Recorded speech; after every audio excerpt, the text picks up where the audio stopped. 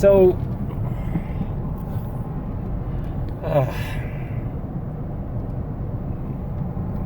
it looks like it's cold in the picture. Like when I look at myself in the picture, it looks like I'm driving in the cold because I have layers and stuff on. But actually, it's crazy warm here. It's a beautiful Tuesday morning in Colorado. And something that's been on my mind, okay, is, I watch these Andrew Dotson videos, and he just touches me on some level because I feel like he understands the pain of being a physicist. I think he gets it. He just has a freaking sadness about him that you just see in somebody who's fallen in love with physics, and basically for somebody that has blue balls for physics. Yeah, so blue balls for physics is ultimately it's where a lot of physicists end up, and doctors think they're better than us. Medical doctors think they're better than us physical doctors. Yeah, physical doctors. Medical doctors think they're better than us physical doctors. So, all right, physicist. Physicist equals physical doctors. Okay. Medical doctors think they're better than us physical doctors because they have basically always used their powers to try to heal people. I mean, even when they were dipshits about it and they were freaking sticking leeches on people, they still were trying to use their powers of whatever they understood in the world to help people. Okay. And they say, that makes us a fundamentally good thing. And yeah, it does. It does. It's true. Medical doctors are good.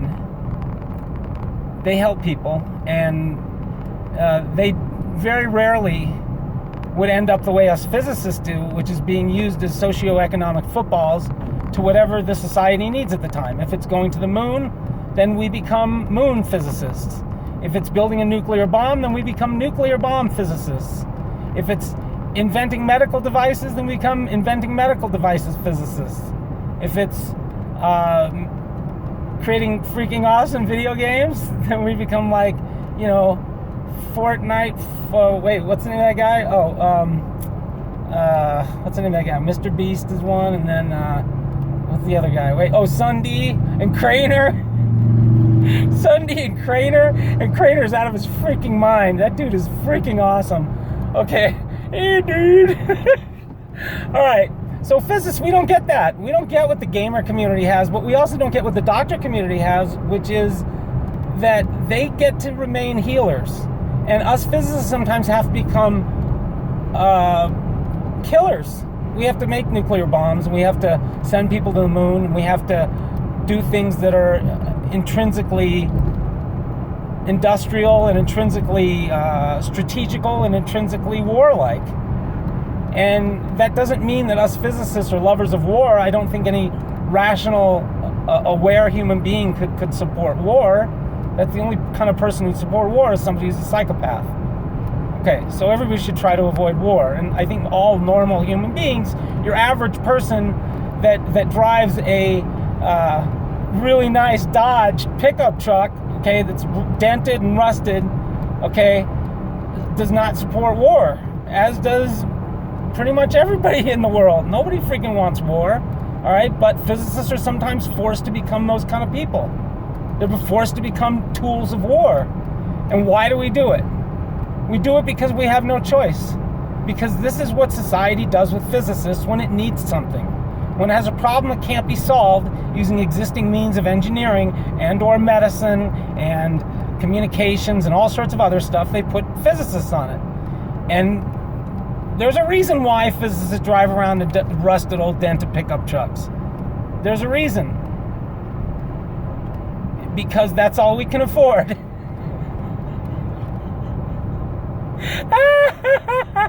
Yeah. No, but I mean, how would medical people handle that? How would they handle that? How would a medical person handle being like, Doctor, I gotta make this as multi-ethnic as I can. Dr. Jin Towski. Dr. Zhentowski. Dr. Zhentowski. Dr. Zhentowski, would you please come in my office for a moment? All right, look, we really appreciate the work you've done with this hospital. You've saved lots of lives. You've done an awesome job, truly, truly. I'm talking about solid, straight up work and the whole medical thing.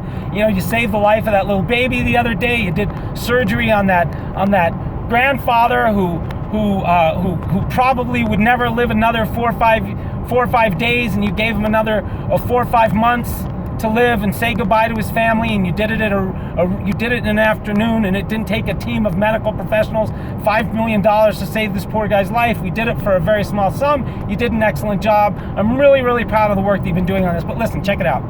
Okay, we're going to be done with the whole saving lives thing for a while. Now we want you to go take some lives.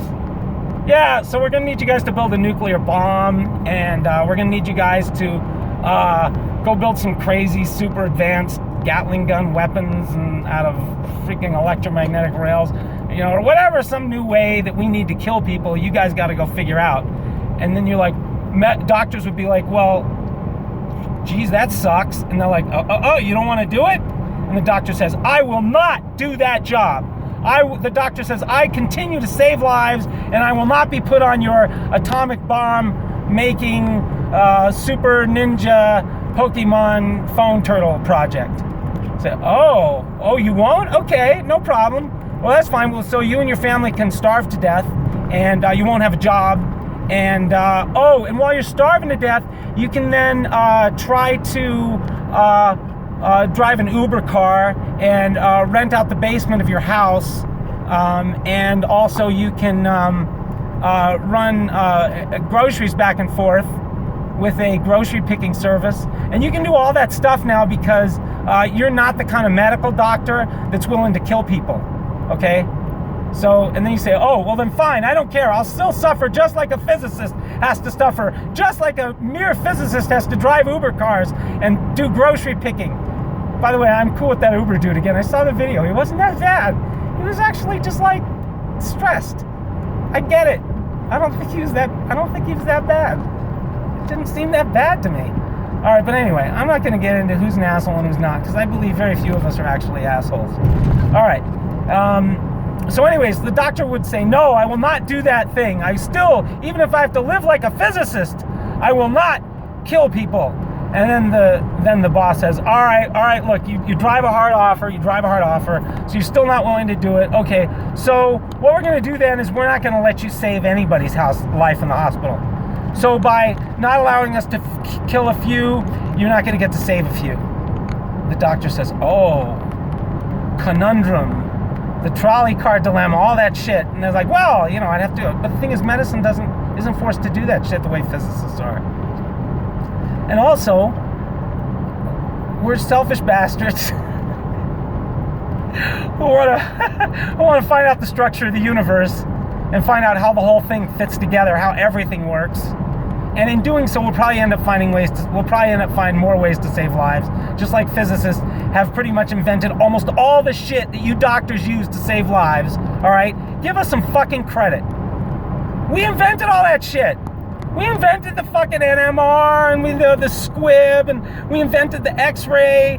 We invented we didn't invent penicillin. I don't think that's one of your guys'. Okay, you guys got that one.